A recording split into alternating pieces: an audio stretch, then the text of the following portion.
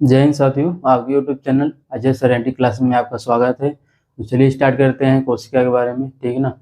कोशिका क्या होता है? कोशिका हमारे शरीर की सबसे छोटी इकाई है। इसको एग्जाम्पल के माध्यम से समझने का प्रयास करते हैं। एक गांव होता है, गांव में कुछ घर होते हैं, घर में कुछ कमरे होते हैं।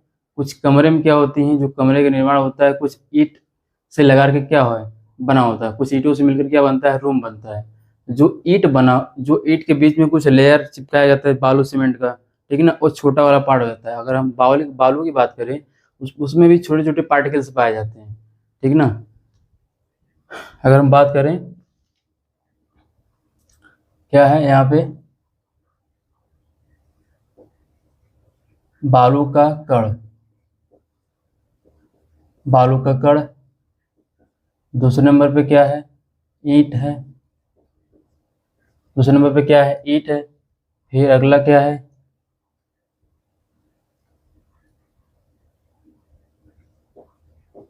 कमरा है। फिर अगले नंबर पे क्या है, घर है। फिर अगले नंबर पे क्या है, गांव है। ठीक ना। ये जो बालू का कण है, बालू कण को चिपकाते हैं किससे, ईंट चिपकाते हैं। जब कई ईंट को मिलाते हैं उससे क्या बनता है, कमरा बनता है, इसे रूम बोलते हैं। जब कई कमरों को मिलाते हैं उससे क्या बनता है, घर बनता है। जब कई घर को मिलाते हैं तो गांव का निर्माण होता है। ठीक ना। ये तो पहला एग्जाम्पल हो गया। इस गांव को ही हम लोग क्या कहते हैं, शरीर कहते हैं। इस गांव को हम लोग क्या कहते हैं, शरीर कहते हैं। ये जो छोटा वाला कण है इसे क्या कहते हैं, कोशिका कहते हैं। क्या कहते हैं, इसको कोशिका कहते हैं। तो कई कोशिकाओं को मिलाने से किसका निर्माण होता है, ऊतक का निर्माण होता है। कई कोशिकाओं को मिलाने से किसका निर्माण होता है, ऊतक का। और कई ऊतक को मिलाने से किसका निर्माण होता है, अंग का। और कई घर को मिलाने से निर्माण होता है किसका, अंग तंत्र का। और कई अंग तंत्र को मिला देंगे क्या हो जाएगा, शरीर का निर्माण हो जाता है। ठीक ना। समझ में आया कि नहीं। क्या है, कोशिका से मिलकर बनता है ऊतक, ऊतक से मिलकर बनता है अंग, अंग से क्या मिलकर बनता है, अंग तंत्र, अंग तंत्र से मिलकर बनता है शरीर। इसी प्रकार से बालू का कण है, वो चिपके रहते हैं किससे, ईंटों से। ठीक ना। या फिर ईंटा का कुछ पार्ट एकदम तोड़ के बराबर कर देंगे। ठीक ना, वो भी क्या हो जाएगा, छोटा हो जाएगा। और फिर ईंट से मिलकर बनता है कमरा, कमरा से मिलकर बनता है घर, घर से मिलकर क्या बनता है, गांव बनता है। ठीक। दूसरा एग्जाम्पल लेते हैं, अगर इसमें थोड़ा बहुत डाउट हो। ठीक ना। दूसरा एग्जाम्पल लेते हैं, जैसे एक किताब होती है, किताब में कुछ पेज होते हैं। एक किताब होती है, किताब में कुछ पेज होते हैं। कुछ पेज में पैराग्राफ होते हैं, कुछ पैराग्राफ में सेंटेंस होते हैं, कुछ सेंटेंस में वर्ड होते हैं, कुछ वर्ड में क्या होते हैं, लेटर होते हैं। तो यहाँ पे जो लेटर लास्ट में आता है, लेटर क्या है, अल्फाबेट लेटर। ए से लेके जेड तक के संख्या, ए से लेके जेड को क्या बोला जाता है, अल्फाबेट। इसमें क्या होते हैं, टोटल 26 लेटर होते हैं। तो इसमें क्या है, इसमें बुक है। बुक के बाद क्या है, पैराग्राफ है। बुक के बाद क्या है, पेज है। पैराग्राफ है, पैराग्राफ है। सेंटेंस है, सेंटेंस है। सेंटेंस के बाद क्या है, वर्ड है, वर्ड है। वर्ड के बाद क्या है, लेटर।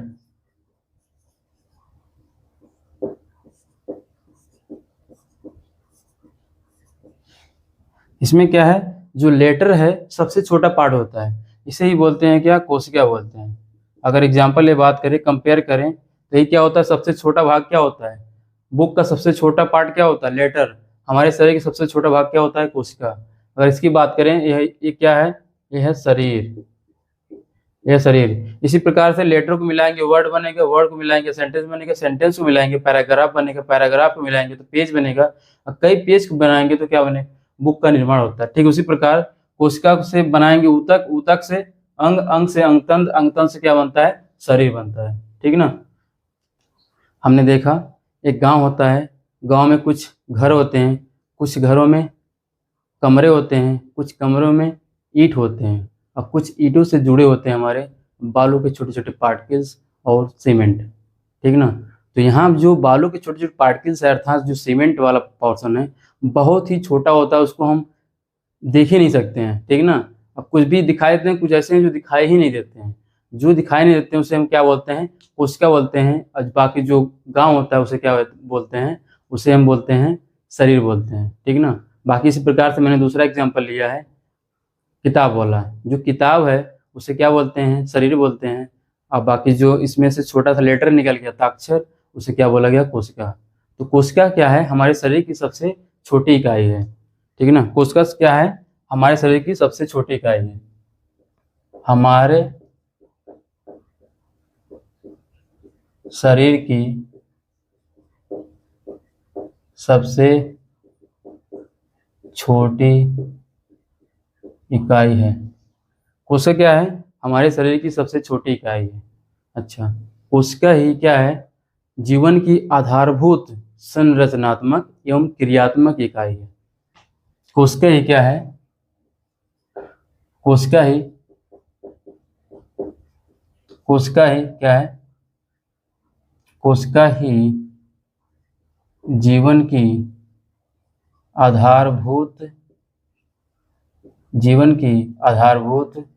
संरचनात्मक तथा क्रियात्मक इकाई है। कोशिका ही क्या है, जीवन की संरचनात्मक तथा क्रियात्मक इकाई है। अच्छा, कोशिका ही किसी जीव की संरचनात्मक इकाई है। क्यों संरचनात्मक इकाई है, क्योंकि किसी भी जीव का शरीर का जो निर्माण है असंख्य कोशिकाओं के मिलने से होता है। अच्छा, कोशिका क्या है, किसी जीव की क्रियात्मक इकाई है। क्रियात्मक इकाई कहने का तात्पर्य यहाँ पे है कि किसी भी जीव का जो शरीर में कोशिकाओं में ही क्या होती हैं, सभी प्रक्रियाएं क्या है, संपन्न होती हैं, इसलिए उसे क्या कहता है, क्रियात्मक इकाई, ठीक ना। इसके बाद बात करते हैं कोशिका का निर्माण कैसे होता है। कोशिका का निर्माण कैसे होता है, लिक्विड होता है, लिक्विड, जिसे मान लेते हैं हम एग्जाम्पल छोटा सा क्या ले, दूध लेते हैं, ठीक ना। दूध को क्या किया जाए, उसको ऐसे शेप में रखा जाए जो कर्व शेप में हो, मतलब गोल प्रकार का हो, ठीक ना। उसको गोला टाइप में रख लेते हैं, उसको चारों तरफ से कवर अप कर लें, ठीक ना। उसको साइड साइड में मध्यम आंच दें, मध्यम, उसको हल्का हल्का क्या करें, गर्म करें। और फिर देखते हैं उसके जस्ट बाहरी सरफेस पे क्या है, हल्का सा पतली सी लेयर चढ़ जाती है ना। वैसे भी हम लोग नॉर्मल गर्म करते हैं दूध को, तो उसके ऊपर लेयर क्या है, हल्का सा परत पड़ जाती है, ठीक ना। बाकी हर जगह उसका अलग अलग नाम दिया जाता है। वो दूध के ऊपर हल्का सा एक लेयर चढ़ जाती है, ठीक ना। जब वो लेयर चढ़ती है उस लेयर को कोशिका झिल्ली कहते हैं। बाकी जो लिक्विड होता है उसे क्या कहते हैं, उसे प्रोटोप्लाज्म अर्थात जीवद्रव्य कहते हैं। बाकी जब दोनों बन के तैयार होते हैं उसे बोलते हैं कोशिका बोलते हैं, ठीक ना। तो यहाँ पे जो है लिक्विड लिया था मैंने, इसे बोलते हैं कोशिका झिल्ली। इसका जो बाहरी सरफेस है इसको बोलते हैं कोशिका झिल्ली। बाकी इसमें जो छोटे यहाँ पार्टिकल्स पाए जा रहे हैं यहाँ पे, ठीक ना, इसे बोलते हैं क्या, प्रोटोप्लाज्म। प्रोटोप्लाज्म, जिसे बोलते हैं जीव द्रव्य बोलते हैं। इसको बोलते हैं सेल मेम्ब्रेन, ठीक ना। समझ गए होगे क्या होता है, तरल पदार्थ होता है, उसको क्या हल्का से मध्यम से आंच में क्या उसको हल्का से क्या उसको साइड साइड में हीट देते हैं। हीट देने के बाद उसके सब बाहरी सरफेस पे क्या है, एक कवर रूप में क्या होता है, झिल्ली बन जाती है, जिसको क्या बोलते हैं, कोशिका बोलते हैं, ठीक ना। तो प्रोटोप्लाज्म क्या करता है, प्रोटोप्लाज्म की बाहरी सतह पर एक झिल्ली नुमा संरचनाएं जब हो जाती है तो मुख्य रूप से किसका निर्माण हो जाता है, कोशिका का निर्माण होता है, ठीक। और कोशिका क्या होती हैं, हर कोशिका का अपना अलग अलग क्या होता है, अस्तित्व होता है। प्रत्येक कोशिका अपना अपना अलग अलग कार्य करती है, ठीक ना।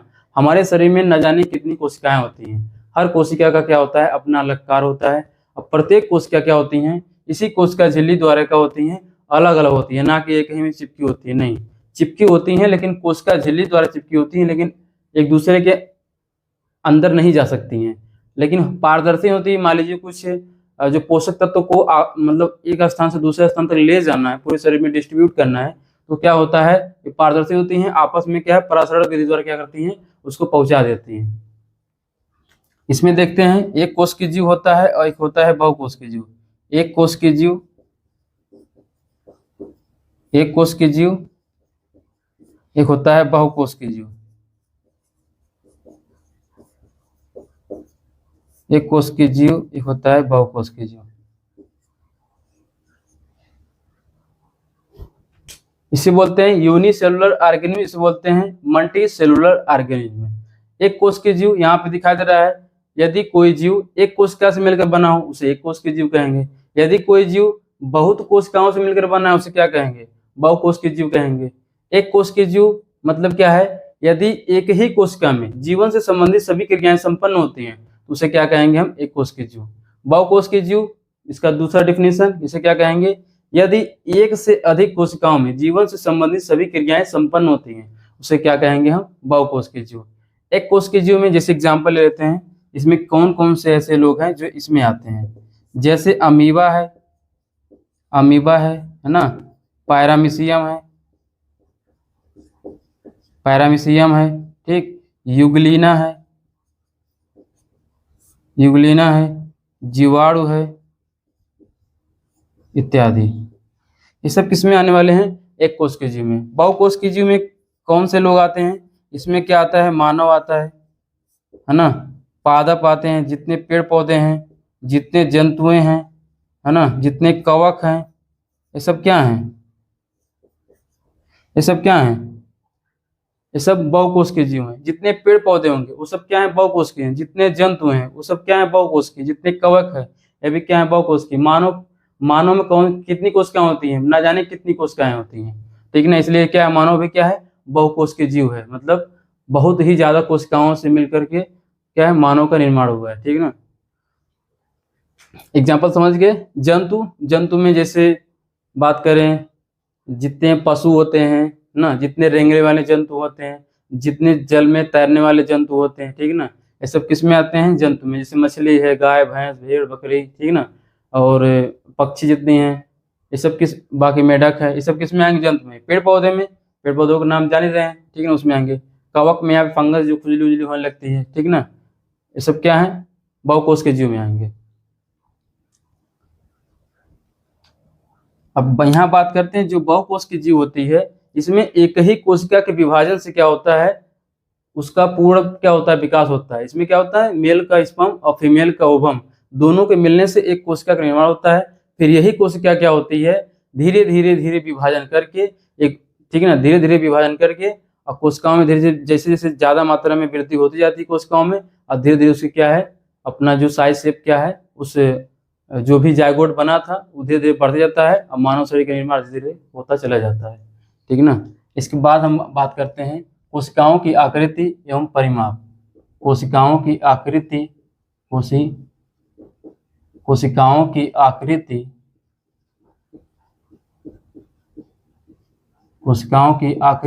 एवं परिमाप। Shape and size of cells. प्रत्येक कोशिका की अपनी अपनी आकार और आकृति होती है। प्रत्येक कोशिका की अपना अपना क्या होता है? आकार होता है और क्या होता है? आकृति होती है। अब देखो इसमें क्या है? 0.1 माइक्रोमीटर से लेकर करीब 100 माइक्रोमीटर तक के व्यास की कोशिकाएं होती हैं। अब देखिए प्रत्येक कोशिका का अपना अपना क्या होता है? कार्य होता है। अब प्रत्येक कोशिका का अपनी आकृति और क्या होता है? परिमाप होता है। एक कोशिकाएं कैसी होती हैं? कोशिकाएं जो हैं गोलाकार होती हैं, ठीक ना, गोलाकार होती हैं, अंडाकार होती हैं, आयताकार होती हैं, बहुभुजी होती हैं, घनाकार होती हैं, सर्पिलाकार होती हैं, बेलनाकार होती हैं,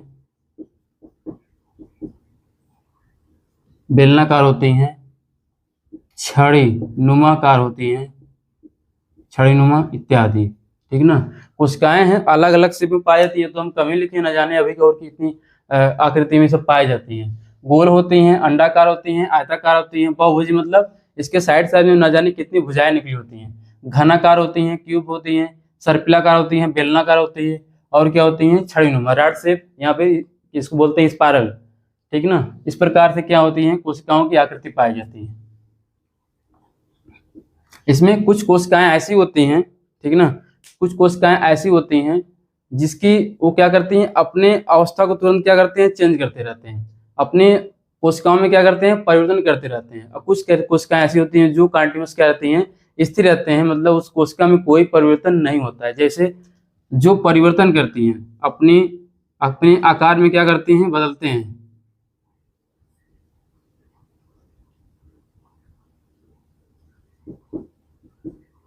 आकार में परिवर्तन, आकार में परिवर्तन, ये अमीबा है। अमीबा की जो कोशिकाएं हैं ये क्या करती हैं, अपनी आकार में परिवर्तन कर लेती हैं। इसके बाद में आकार में स्थिर, आकार में स्थिर, ये तंत्रिका कोशिकी होती है, तंत्रिका कोशिका, जिसे बोलते हैं नर्व सेल या फिर न्यूरॉन इसे बोला जाता है, ठीक ना।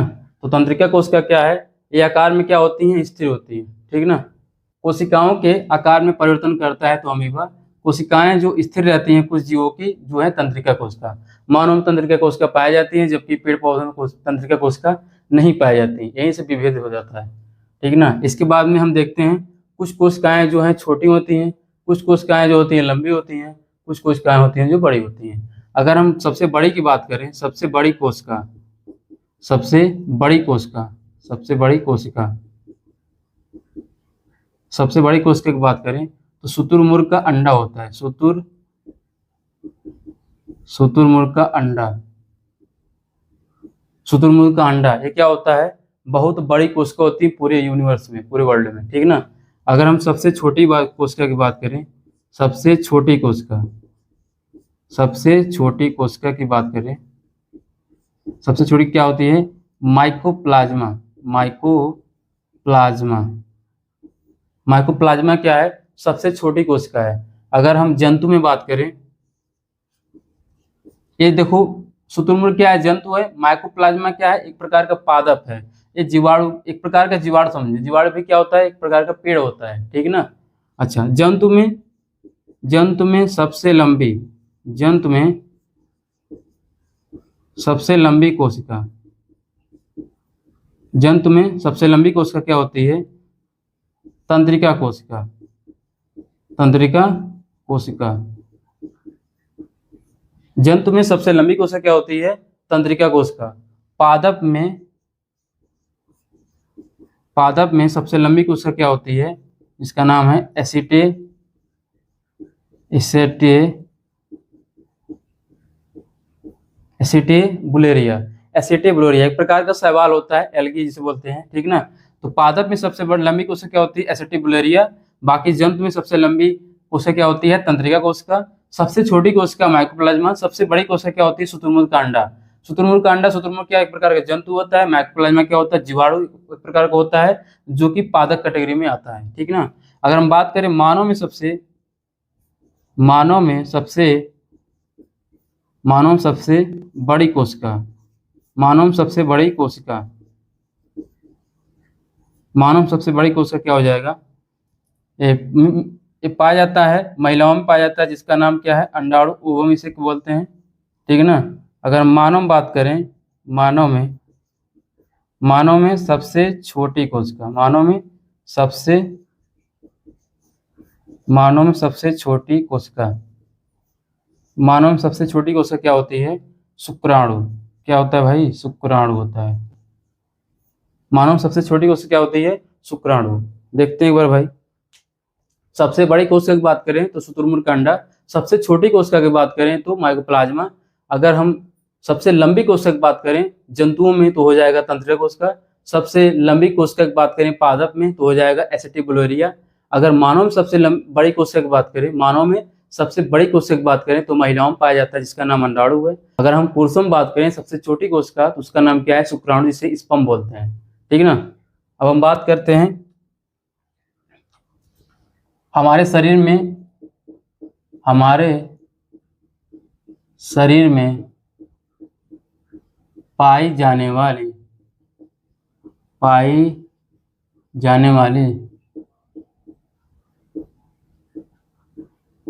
विभिन्न कोशिकाएं, हमारे शरीर में पाई जाने वाली विभिन्न कोशिकाएं।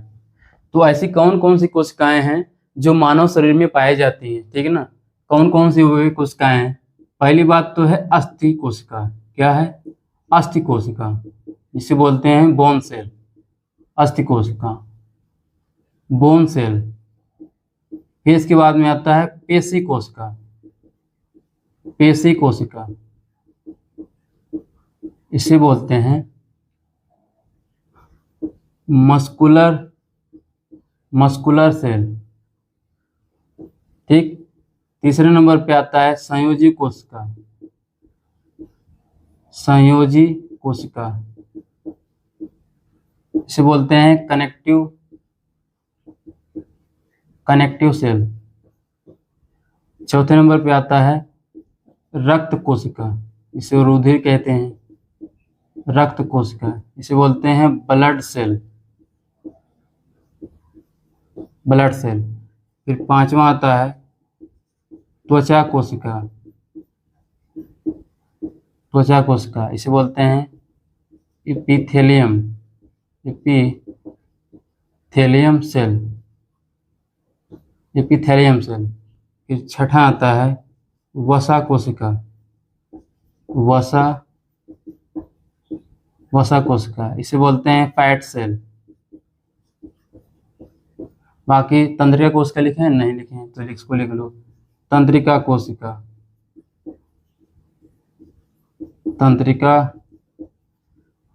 इसे बोलते हैं नर्व सेल। इसी का दूसरा नाम न्यूरॉन है। आठवां क्या है? शुक्राणु क्या बोलते हैं? स्पर्म बोलते हैं। यह क्या है? मानव शरीर में सबसे छोटा कोशिका है। नौवां क्या है? अंडाणु। मानव शरीर की सबसे बड़ी कोशिका अंडाणु, इसे क्या बोलते हैं? ओवम। ठीक ना।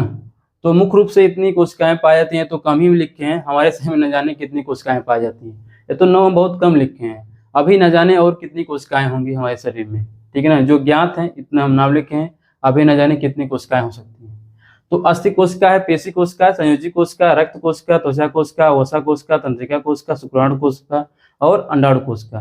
ये सब क्या है? मुख्य रूप से 9 कोशिकाएं पाई जाती है हमारे शरीर में, है ना। सबसे लंबी कोशिका तंत्रिका कोशिका है, सबसे छोटी कोशिका शुक्राणु, सबसे बड़ी कोशिका क्या है? अंडाणु, हमारे मानव शरीर में पाई जाती है। अच्छा, इसकी विशेषताएं ले लेते हैं। कोशिका की क्या क्या विशेषताएं होती हैं? कोशिका की कुछ तो विशेषता होगी भाई। कोशिका की विशेषताएं,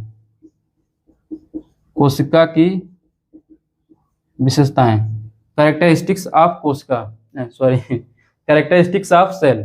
कोशिका की विशेषताएं, कैरेक्टरिस्टिक्स ऑफ सेल क्या क्या होती हैं? अच्छा, क्या आप जानते हैं मानव डेली क्या करता है? भोजन ग्रहण करता है, सांस लेता है, ठीक ना। उसका भोजन क्या करता है? परिवहन होता है, पूरे शरीर में पहुंचता है। फिर क्या होता है? मानव गति भी करता है, ठीक ना।